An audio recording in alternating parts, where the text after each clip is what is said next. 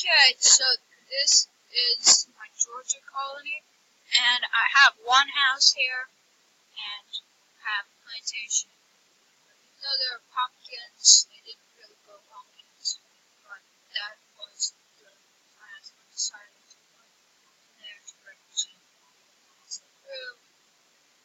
And so, first of all, the Georgia colony was founded by James Oglethorpe in 1737 by James Oglethorpe, and it was he founded it to, one, keep the Spanish who were in Florida from moving into other parts of North America, and then he also founded it for economic reasons, to get money, and he also founded it to help people. He made a deal with people who were in debtor's prison, which is where you went and pay your debts, that anybody in debtor's prison that wanted to come with him to Georgia colony would be allowed to, and they would not have to pay, and they would not be in debt. But very few people decided to come with him. But so we have a house, and most of the homes here had large homes. Most people were large landowners that owned a lot of land. Most people were large landowners, they owned a lot of land, so they had big homes. And so most of the homes had 5 windows across the front, and a panel door with some columns like this. And they were symmetrical, so they had 2 chimneys, and the windows were symmetrical.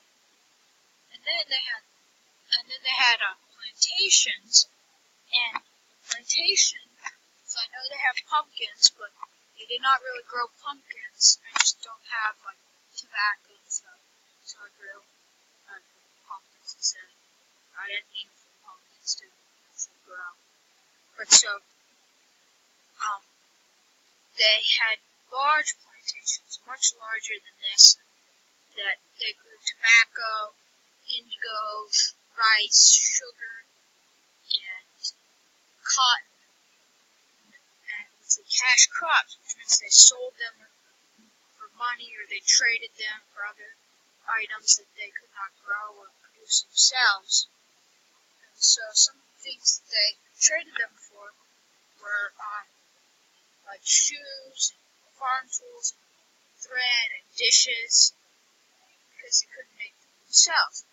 And then on most plantations, there was the main house, so like this house here, and then there was a dairy, blacksmith shop, a laundry house where they did the laundry, a smokehouse where they hung the meats to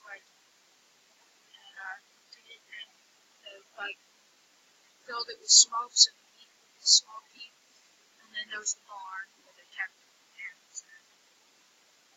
And then they had slaves that worked for them. And so,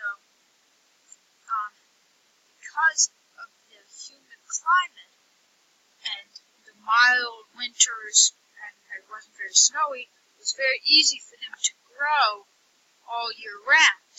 But the problem with that was that because it was humid, it meant the diseases spread a lot easier, faster, which is not a good thing exactly. So that's the bad part of having humid winters, humid summers, and mild winters that were not cold enough to stop diseases from spreading, because it doesn't spread as easily when it's cold. And then there was not a main religion there.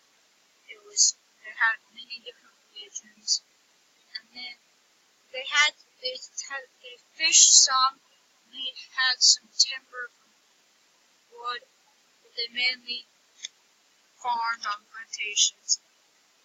And it was originally a province of Georgia, but it was shortened to Georgia, and it was a royal colony, which meant that the king was the governor or the governor and council were appointed by the king or queen, and they so the king had the power to say that they could not pass a law. So if he didn't like a law, he could say that couldn't be a law. So he had a lot of power in royal colonies. And the Georgia colony was actually the last colony was the last of the 13 colonies founded by the British. And it was actually founded much later, 50 years after the other ones. So a long time. And so they traded their stuff and grew stuff. And that's Georgia.